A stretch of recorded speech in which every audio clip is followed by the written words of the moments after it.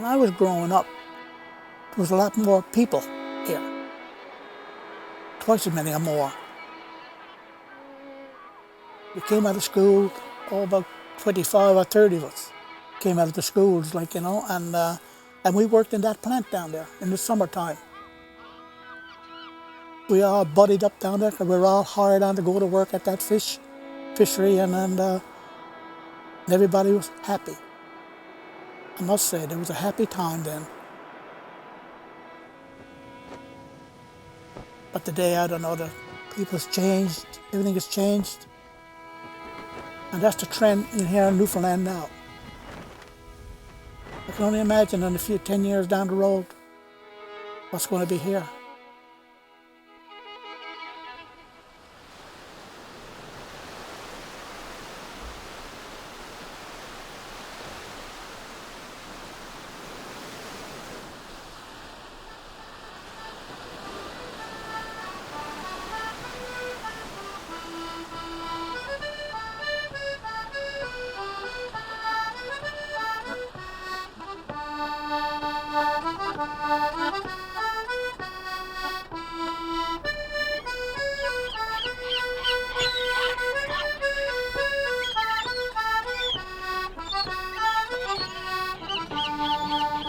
It's not a good picture to me right now what's happening in Bailey Verde, especially with the fishing industry and that kind of stuff. Right now, like when you go down and the crab boats are coming in, one fella with 100 pounds, where 2 years ago he was coming in with 5,000 pounds, that's dangerous stuff, that is. Like, what's going on there, you know? To me right now, there's in a bad situation.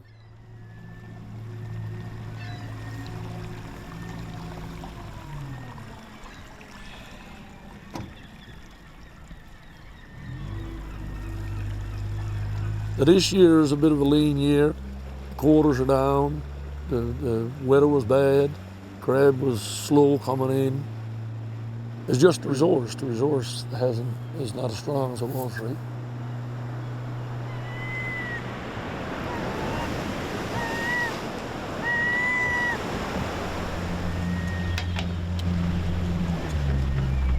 Mother Nature wasn't favourable to us the last 5 or 6 years, so our recruits are down.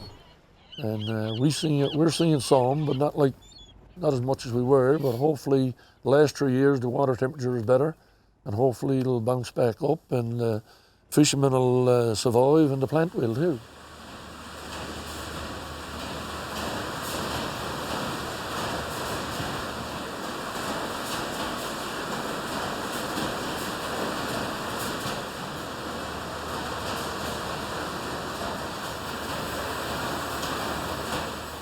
I started actually in the cod fishing plant back in 1987, and I worked at the cod until '92 when the moratorium was announced, and all of Newfoundland wasn't allowed to fish cod anymore. But Quillen's had a cod plant and a crab plant attached together, so they just turned the cod plant into a crab plant. So that's what we did. How'd you get on the other day? How'd you get on the other day when you went out? Yeah? Did you get lost?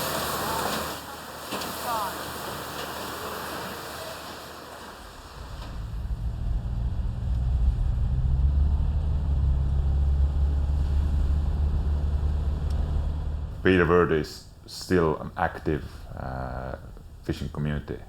It has been more than 300 years like that. So it has a long history, it has a long culture. It's a place that's still alive, it's not dying out.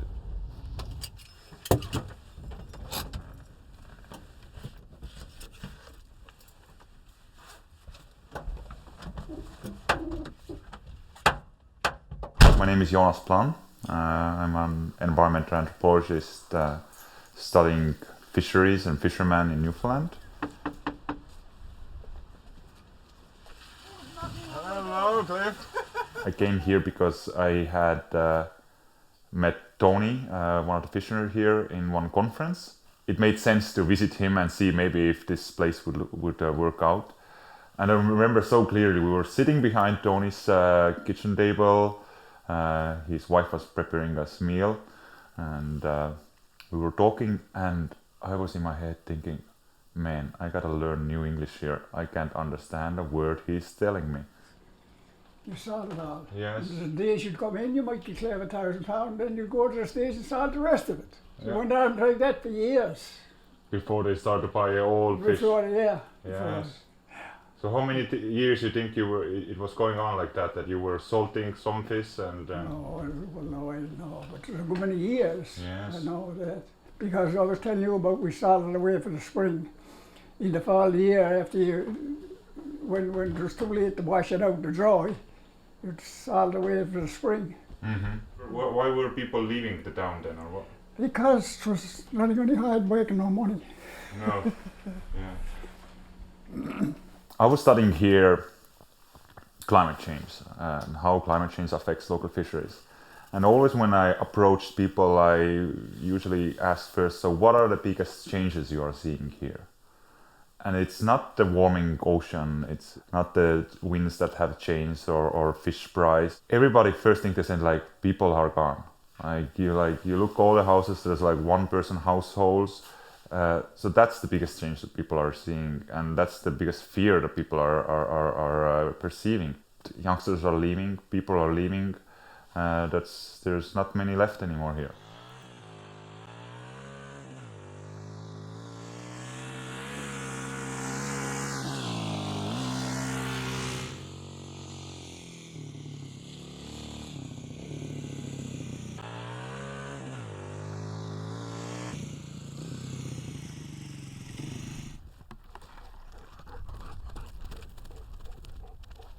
The future of Beattyverd concerns me a little, because I mean we only have like 300 people living here, and most of those are pretty old or getting there, and the only thing that we've got keeping Beattyverd alive, I guess, is the fish plant.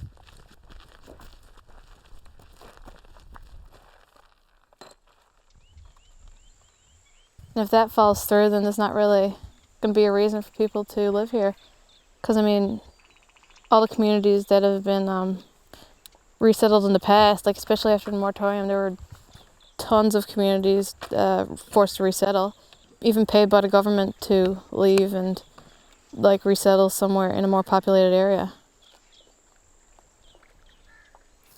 Oh yeah, that's a good start.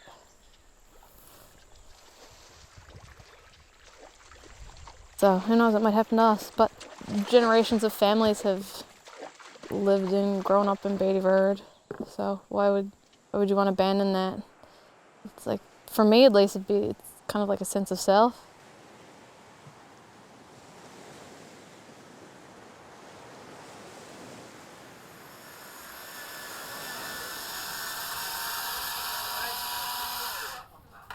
I love Beattyverd. It's always been my home. It's home.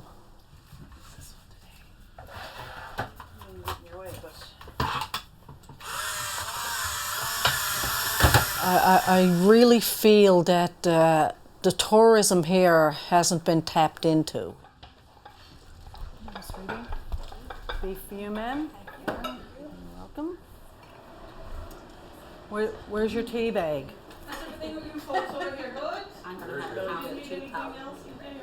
Do you have milk cream? We're kind of at the end of the road. People that come to Newfoundland and come to the Avalon and this part of the island, they've already seen everything that they probably wanted to see. Because I get people calling me and saying, well, I'm thinking about coming to your area for 3 nights. What am I going to do? And in reality, there's not a lot to do. What we need to do is try to come up with some ideas to keep them in this area 2 days instead of an overnighter. Times have changed. and times will continue to change.